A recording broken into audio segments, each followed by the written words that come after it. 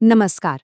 आज के इस खास विश्लेषण में इटली की पहली महिला प्रधानमंत्री के इस बेहद दिलचस्प और विरोधाभासों से भरे सफर को डिकोड किया जाएगा। हम सिर्फ ऊपरी बातें नहीं, बल्कि उस पूरी डिजिटल और रणनीतिक प्लेबुक को समझेंगे जिसने इस अभूतपूर्व सफलता की नींव रखी।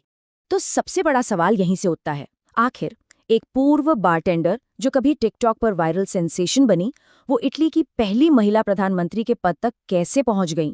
चलिए इस पहेली को सुलझाते हैं और देखते हैं कि कैसे एक आम से दिखने वाली बैकग्राउंड से निकलकर एक बेहद सोची समझी डिजिटल रणनीति के दम पर यह सफर तय किया गया।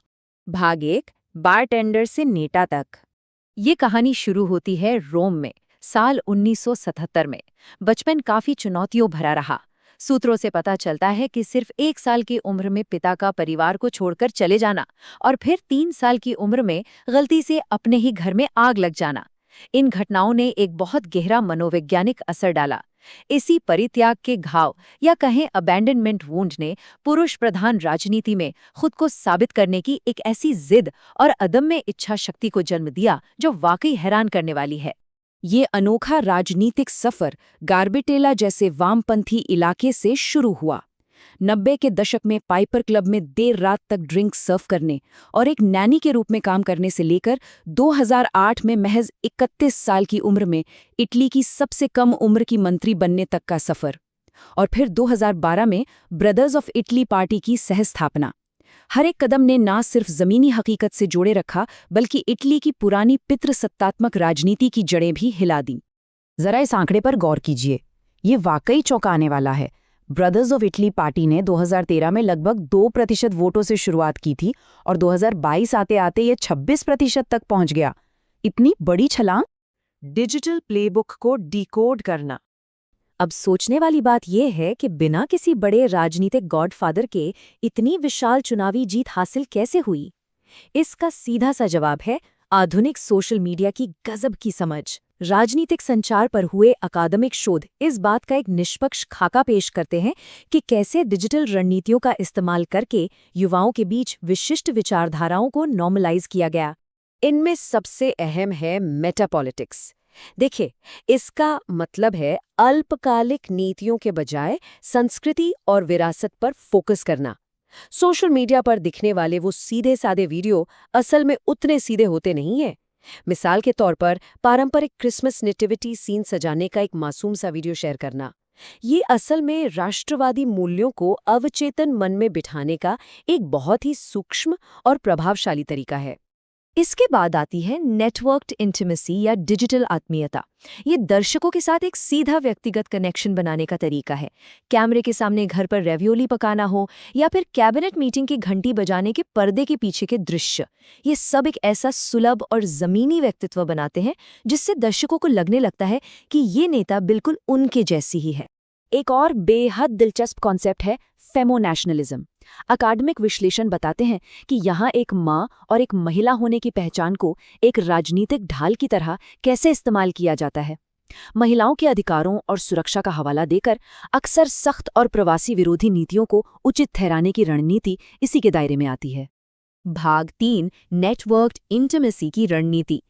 अगर टिकटॉक फीड के डेटा को गहराई से देखा जाए तो एक बहुत ही कैलकुलेटेड प्लेबुक सामने आती है।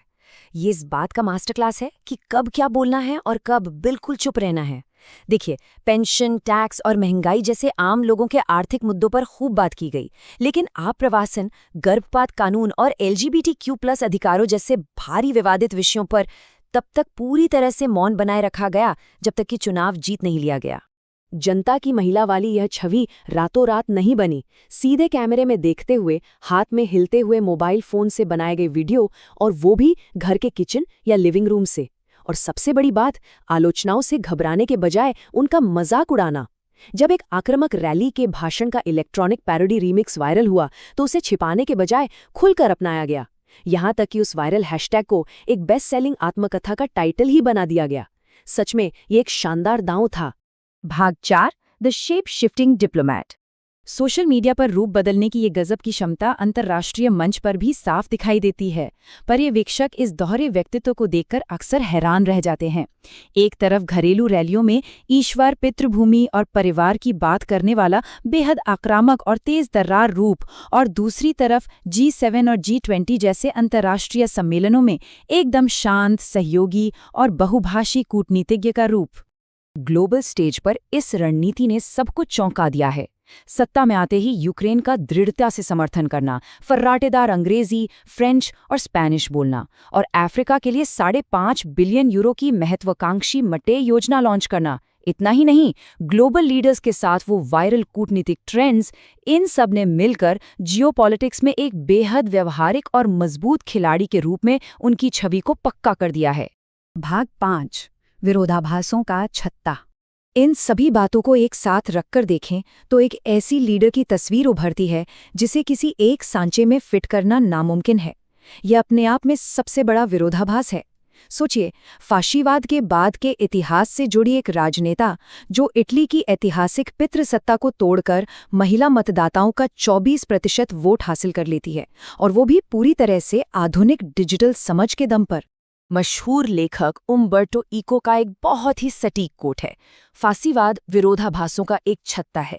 ये अकादमिक विचार इस पूरे प्रशासन की दोहरी प्रकृति को बिल्कुल सही ढंग से बयान करता है।